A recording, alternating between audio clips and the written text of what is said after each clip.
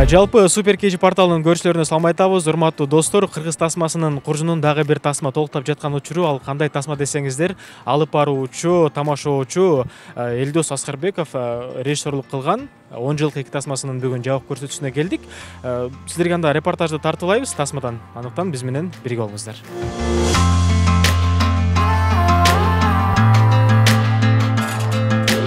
Биринчи бөлүктө биз негизи классташтарды могу быкы-чыкы өзүм ичара мамилелерин баарын көрсөтөбүз деп аябай көп тартып алган экенбиз.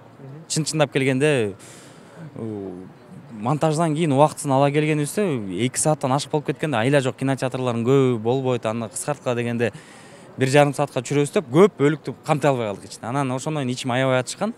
Биринчи кинобуз, биринчи опыт болгон үчүн аябай мындай көп жерлер кесилип кетип, кинонун кичине бир-эки жерде мазмундары алынып калган болчу.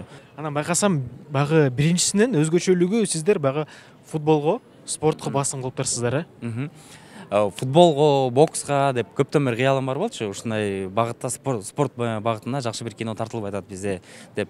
Анан көкбөрүн тарткандан кийин, болот турбай көрсө. Албетте ал кино менен биздин кинонун бюджетин салыштыруу мүмкүн эмес, бирок бизде дагы аттар эмес, жөгүлүктөр эле деп койсом болот. Ошон үчүн жетиштүү бюджет табылды. Бюджетти өзүбүздүн чөнтөктөн чыгардык, тарттык. Укмуш чоң акча короттук, укмуш чоң мээнет короттук. Айтып калдыңыз, укмуш чоң акча, укмуш чоң мээнет депчи, сыр болбосо канча короттуңуздар? Сыр бойдон эле калып калат окшойт, себептен өзүм башыма да казбат элек канча цифр болуп кеткенин. Иши кылып азыр акчам жок. Азыр бензинге акча сурап жүрөм деп кой тамаша. Бирок бюджети аябай буга чейинки кинолорубузга салыштырмалуу чоң болду. Деги эле бул кыргыз кино дүйнөсүндөгү бир кымбат проекттердин бири болду десек болот. Калп айтпасам бир 4 миллион сомдон ашты. 5 миллиондун айланасында. 4 миллион сомдук тасманы бүгүн көрөбүз достор. Сөзсүз түрдө көргүлө, сыныңыздарды айтыңыздар. Биз сынга ар дайым даярбыз. Кичине кыйыныраак болду окшойт балдарга. Анткени 10 жылдык тема менен экинчи кинону тартыш кичине кыйыныраак болот. Бизди таң калтырыш кичине кыйыныраак болуп калат окшойт. Бирок ишенем, бул балдар өтө профессионал жигиттер. Мындан да биринчисинен да жакшы тарттык го деген ойдомун. Акыркы жолу качан келдиңиз эле тасмага? Көргөнү. 10 жылдык болсо керек акыркы тасма. Ошондо акыркы жолу келгенсиз, бүгүн буюрса экинчи жолу. Машалла.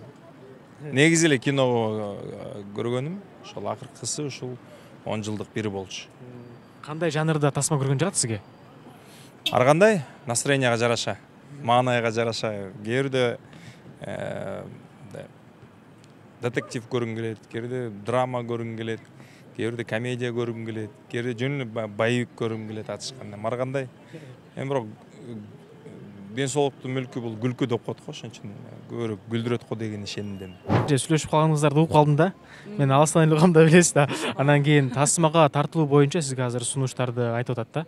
Анан эмне болгон тасма, качан тартыласыз тасмага, деги эле бир күйөрмандарың сизди ырдагандыгыңызда эмес, буюрса жакында тасмадан да көрөт окшойт. Тасмадан көрөт деп азырынча айта албайм. Себеби мен өзүм баягы кандай актриса жагынан өзүмдү айта албайм. Ошо мен мисалы көп эле бул экинчи жолу чакырып атышат да азыр.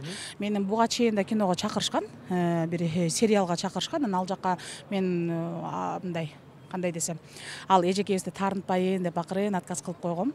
Эжеке түшүндүрүп айттым, азырынча мен ырдын үстүндө иштеп атам, эжеке кичине ыр чыгарайын, анан кийинчерээк Кудайым буйруса балким атайын мен үчүн жаралган тасма болсо ушу тартылып берейин дедим эле.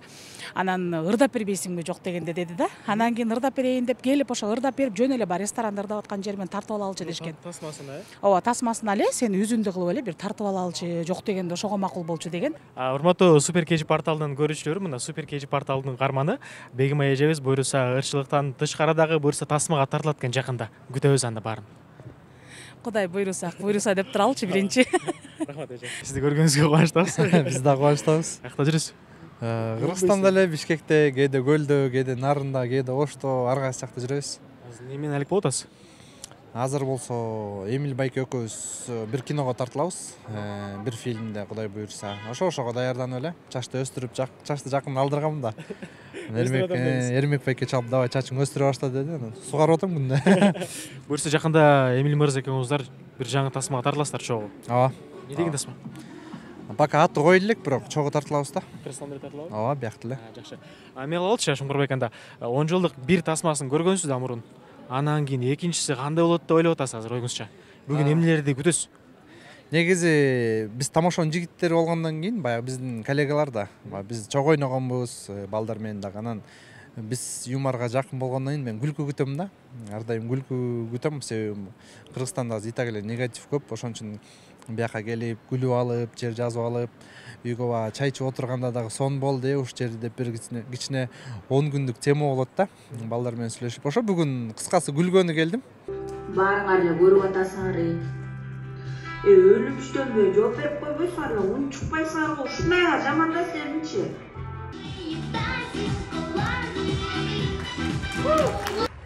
Наккабук менен паткабук келе атпайбы? Эмне кылышкан болчу? Эй, нормально кийип келбейт белеңер. Кандайсыңар, жакшы жүрөсүңөр деп учурашсаң болот иште.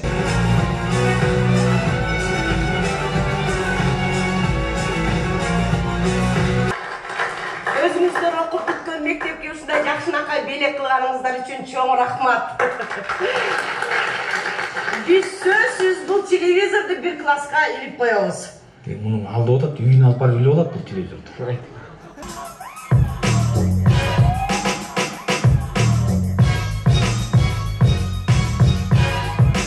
Сен жок команда эмес. Сен жок точно утулабыз эй. Эркекче? Эркекче. Эртең буюрса чучугулак тартабыз. Чучугулак эмне? Жеребесчи. Жеребевка. Жеребевка.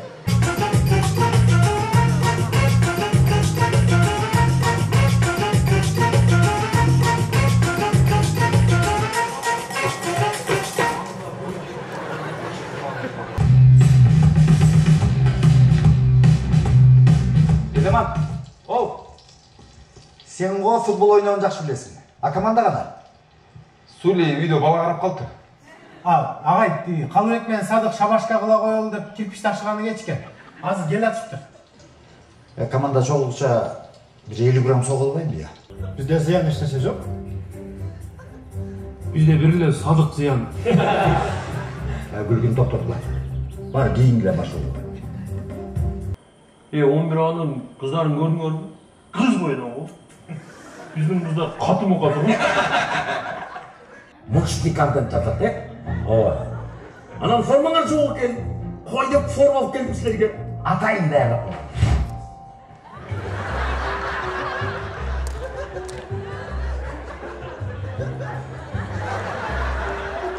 Караты, форм жакшы. İyi de. Hayır. Çekin mesela.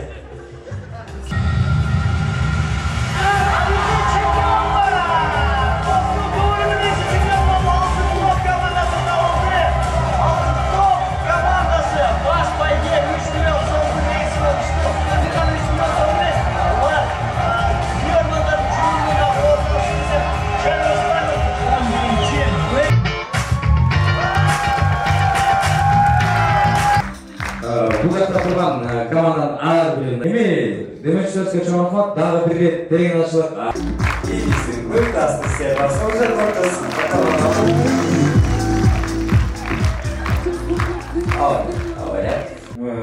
Ушул күлгө келип, мынакей закрытый показга катышабыз деп, жана бүгүн могу элдердин алдына ушу менен тартылабыз деп атайын келген досубуз мынакей Калыбек Туртубаев.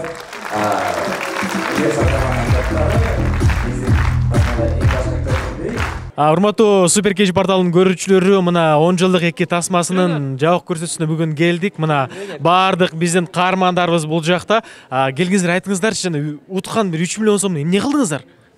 Өмүрбек алып кеткен бойдон алып келбеди го. Ошодон жок, келген да жок мына. Өмүрбек жок. Када келбеди. Агай, кел айтсаңыз, сиз менен деги эле балдар менен иштешүү кандай болду сизге? Жеңил. Жеп-жеңил балдар да аябай. Чуркагандар деле жеңил, просто бияктан притворяться этпемей атат да. Айтып коеюн дедим да. Бизде эми режиссерлар айткан да, Калыбек агай менен урушуп кетет деген да. Мен урушсам деле элдер күлүп атат да. Мен ошого кыжалат болуп отура бердим. Жок, эми агай менен урушкан ал сценарий деп албачу. Бирок урушканда мен ойлодум да, баягы элдер эмоция калтырып көздөрүнө жаш көк кетет деп ойлодум да. келиңиздер анда бир жалпыбыз бир 10 жылдык деп бир кыйкырып койбойлубу, кандай дейсиздер? Алтын топ, 1 2 3 алтын топ! Урматтуу көрүүчүлөр, мына биз 10 жылдык эки тасмасынын жабык көрсөтүүсүнөн чыктык. Баягы миң уккандан бир көргөн дейт. Андыктан баарыңыздарды тасмага чакырабыз. Аябай сонун тасма болду деп ишенебиз. Буюрса өзүңүздөр көрүңүздөр, өзүңүздөр багыңыздарды бериңиздер. Аты жөнүм Канимет Данияров. Кайрадан амандашканча бар болуңуздар.